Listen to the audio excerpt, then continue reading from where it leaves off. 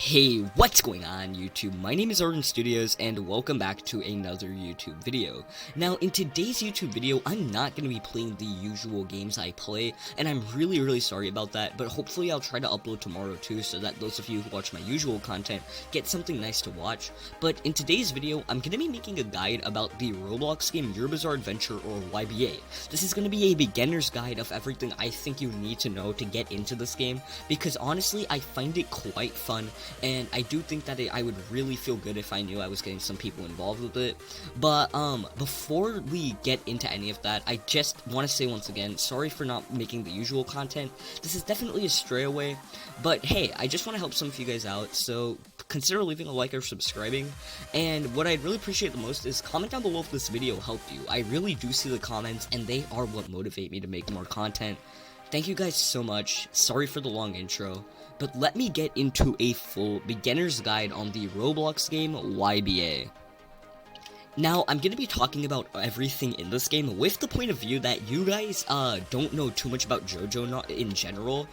So I'm going to be talking about all the abilities from the mindset of somebody who doesn't really know anything about the anime that this game's derivative of. So if you guys already know a lot about JoJo, then you have a head start. But sorry if I do drag on when I talk about certain things. And yeah, let me start. When you first join the game, you're gonna spawn next to Buongiorno Ravana. Now, this is just Giorno, obviously they had to change up the name, but basically, you're gonna spawn right here. If you don't spawn here, you're gonna wanna have to find this area. Now, you can just go around the outskirts of town, but I'm almost certain if you guys are gonna start playing the game, you will spawn here. So, yeah, keep that in mind. You'll start off by spawning next to him. By talking to Giorno, this is going to start off the entire storyline for this game. Now, for the most part, the storyline is incredibly self-explanatory. You'll be given quests to either go to a certain player or defeat a certain enemy, and by talking to them or defeating said enemy, you will get XP, which will level you up, as you guys can see in the top left, or you might get quest rewards such as items. Now, an example of this would be when you complete Giorno's first quest, you will be given a stand arrow. Now, the stand arrow item is an item you can use on yourself, but I'll get into that in a second. Let me give you a full overview of the menu. By clicking the 3-lined paper in the bottom right, you guys can open up your menu. Now, this has a lot of things, and I'm going to talk about most of them, but I'll skip over the ones that don't matter too much. First of all, you have your settings. Now, if you click your settings right here, you will see your stand, your fighting style, your race, which will matter later on, but I won't be talking about that too much. You can redeem codes, and then you have all these settings. Toggling low GFX will make your game less laggy, hopefully. It'll basically just change up the textures. Cinematic mode, I wouldn't worry about too much. I don't know much about it personally, but I think it might make things better. Damage indicators are basically the numbers that let you see how much damage you're doing. I personally recommend you have them on, but it's your choice. Music volume, those are different. And then you have your keybinds, which will let you basically set keys for different things. Set your dash key to something that's convenient. Stand summon I would set to a slightly less convenient key because you don't have to worry about it as much. And then your run and your shift lock are completely up to you. But just know shift lock is pretty important in this game, so I definitely wouldn't just throw it to the side. Next up, you guys will also have your quests. Now, your quests over here are basically going to be your objectives. Once you start doing the storyline, you'll see your storyline quests, and that's pretty much it. Then you have your skill trees, which these are gonna be kind of confusing and intimidating at first, but basically, as you level up, you get skill points. Now, you have your fighting skill tree, your character skill tree, and your stand skill tree. Now, basically, your character skill tree is the only thing you have to worry about when you start playing the game. You can upgrade your health, upgrade your agility, and keep going up your skill tree. The rest is pretty explanatory, but if you're starting off, get Worthiness 1. This is something you can get by either getting all 3 of your vitalities, or all 3 of your agilities, and you need to get Worthiness 1 in order to get a stand. Stands are going to be basically like your fighting weapons in this game. It's kind of like if you had a Bloodline in Shindo Life, if you've ever played a game like that, or anything of the sort, and they are going to be really important, so you want to get Worthiness 1. The rest of the skill tree is self-explanatory. It tells you what you'll get. Your stand skill tree I'll talk about in a second, and fighting skill tree I'll also talk about in a bit, but let's move on to the rest of the menu.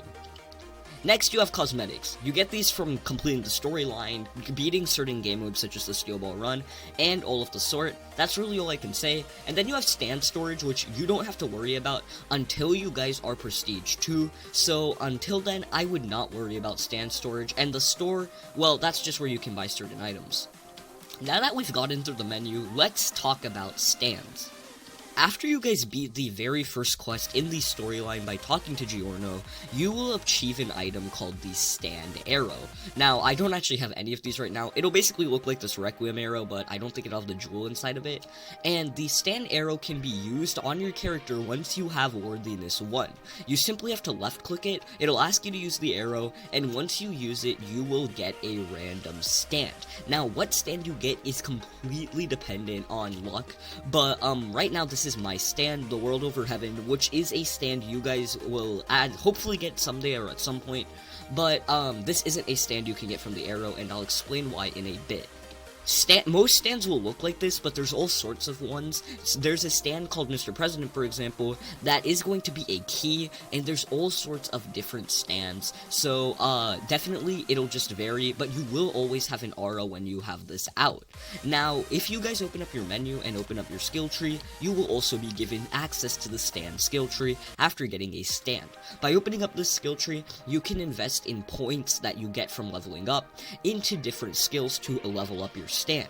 For example, if I get this skill right here to throw knife, then when I have my stand out and I click the key that it is said, you can, well, throw knives. It's an ability that my stand has in specific.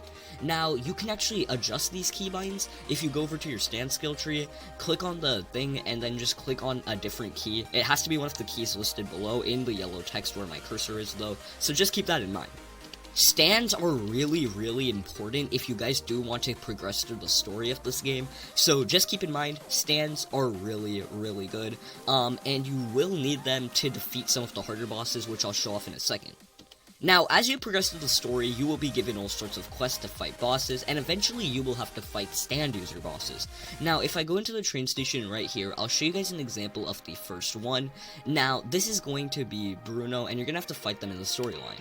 Now, as you guys can see, they have a stand. This stand right now is barraging me, and I have all sorts of moves I can use to barrage back. Knowing what moves you have is up to your moveset, but keep in mind, basically, and almost every single stand has a move if they hold E to barrage. So just keep that in mind. It's important to know if you have a stand, especially one that looks similar to the one me and Bruno have right now, then that stand will most likely have the ability to barrage just by holding down your E button, and I'm clarifying that because it's not specified anywhere in most of the stand skill trees. Learning stand combat is something that definitely takes practice, and I can't talk about too much, but it is important. Also, you can hold F to block attacks. Just keep that in mind, especially when doing quests. That's gonna be it for the start of the game. You just really want to progress the story, and that's pretty much it. Trying to beat the storyline is really fun, and once you hit the maximum level at your, basically at your prestige, which you'll see in the top right, then you can go over to Prestige Master Will to Prestige. You can find him around the map, which by the way, I highly recommend you learn how the map works, because you'll find all sorts of NPCs. I'll show you guys an example right now. As you guys can see, by exploring the map, you can find this NPC like Dopey at level 30, and by talking to Doppio, you can basically get his quest to defeat Dio, the boss, and you will get XP that way. So it is like an RPG, you have to look around the map, you have to explore, but you really will find a lot, so definitely look through the map. That's gonna be it for what was probably the longest section, the beginning. Again, I recommend starting off. All you need to worry about is leveling up, getting XP, investing in your skill tree, and basically just progressing through the game as an RPG. But as that's all fun and well, once you get to Prestige 3, or you just kind of get bored of leveling, you really have other things to worry about, and that is where obtaining special stands come in. But I'm actually getting ahead of myself. Let me get into the items section. In this game, you can find items all around the map. Now, let me go ahead and find one so I can give you guys an example of what an item actually looks like. Okay, so I was walking around the sewers area, and I just found an item. Now this is going to be a roca, and as you guys find items, you'll learn they do different things. Now you'll find them on the ground, they look kind of out of place, and when you put your cursor over it, you'll see your cursor changes. Now you just have to left click them, and you will pick them up, and they will be in your inventory, which if your inventory isn't too big, then they should appear in your hotbar. But assuming it is, you can just open up your backpack by clicking the squiggly line in the top left of your keyboard, and you can look through your inventory that way to find all of the items you have. Now, in this case, I got a roca, which is an item I can use to reset my stand if I want to roll for a new one, but there's all sorts of items in the game. There are items that will let you get stands, such as mysterious arrows and the ribcage of the Saint's Corpse. There are items that will let you reset stands. There's even items you need if you want to be able to learn fighting specialties from certain NPCs. Now, I'm not gonna say I'll talk about fighting specialties in this video, because I don't think they're necessarily a beginner concept, but if you guys do find certain items and talk to specific NPCs for quite a bit of cash and a given item, you'll be able to unlock a fighting specialty, which is similar to a stand, except you can use it simultaneously with a stand. Go ahead and explore for items, because you'll find pretty cool things, but I'll talk about the last things I think you guys should know when it comes to this game.